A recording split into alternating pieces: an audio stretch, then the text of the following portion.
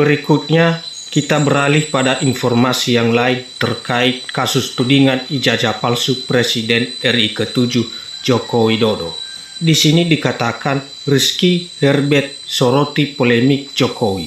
JK bukan soal ijazah, tapi dugaan fitnah dan serangan reputasi. Pemerhati hukum Irjen Pol Purnawirawan Rizky Herbert Parulian Sihotan angkat bicara terkait polemik yang belakangan mengeret nama Presiden Joko Widodo dan Wakil Presiden ke-10 dan ke-12 Yusuf Kala. Menurutnya, isu yang berkembang di tengah publik perlu diluruskan agar tidak menimbulkan kesalahpahaman.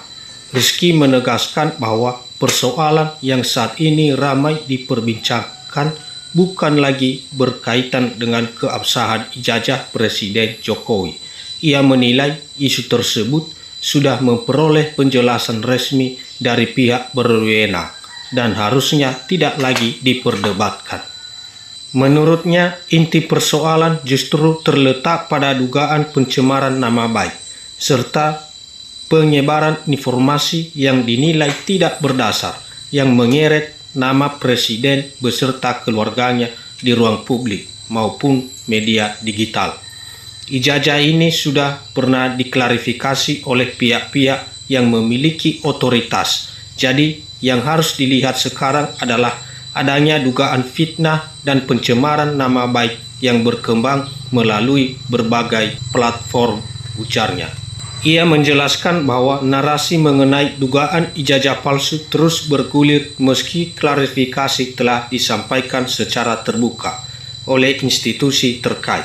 Hal tersebut menurut Rizky justru menciptakan kegaduhan yang tidak produktif di tengah masyarakat. Rizky menekankan bahwa pihak universitas telah memberikan penjelasan resmi melalui jajaran pimpinan kampus, termasuk rektor dan dekan, serta menunjukkan data akademik yang relevan. Karena itu, ia menilai polemik yang terus diangkat lebih banyak dipenuhi unsur spekulasi ketimbang substansi. Ketika institusi resmi sudah memberikan penjelasan, seharusnya publik bisa melihat itu sebagai dasar yang kuat. Jangan sampai isu ini terus dipelintir untuk membangun persepsi tentunya, katanya. Dalam keterangannya, Rizky juga menyinggung keterlibatan Yusuf Kala dalam polemik tersebut. Ia menyayangkan jika tokoh senior nasional ikut terseret dalam perdebatan yang menurutnya berpotensi memperkeruh situasi.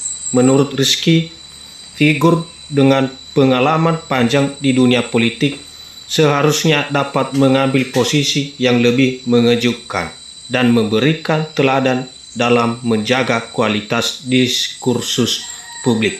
Ia menilai pernyataan-pernyataan yang bernada provokatif justru bisa memperuncing perdebatan pandangan di tengah masyarakat.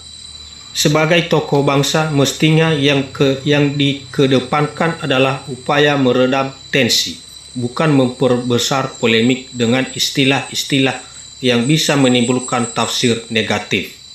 Selain menyoroti polemik tersebut, Rizky juga menegaskan bahwa perjalanan politik Joko Widodo tidak bisa dilepaskan dari peran Partai Demokrasi Indonesia Perjuangan (PDIP).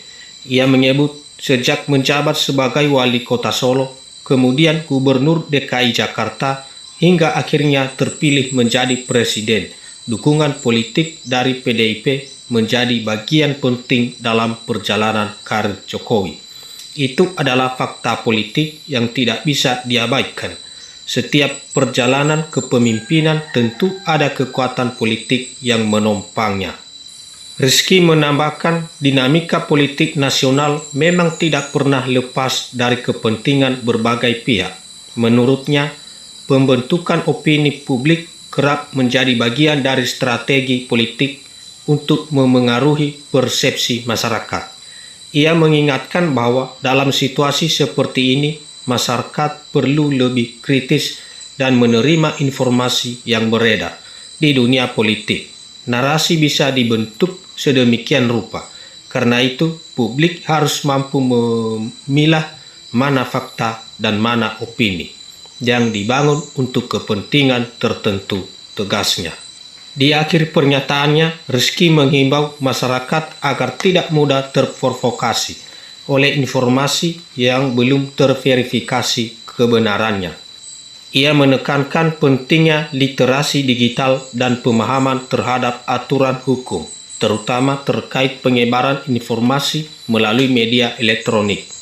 Menurutnya, penyebaran konten yang mengandung manipulasi data atau merugikan pihak tertentu dapat berimplikasi hukum, termasuk berpotensi melanggar kekuatan dalam ketentuan dalam Undang-Undang Informasi dan Transaksi Elektronik (ITE).